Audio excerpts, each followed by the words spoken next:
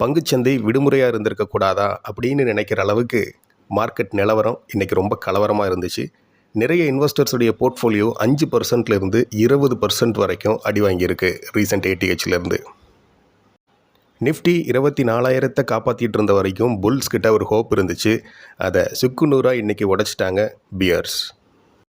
அடுத்து 23,850 இருந்தாவது ஒரு bounce back இருக்கும் அப்படின்னு எதிர்பார்த்துருந்தாங்க.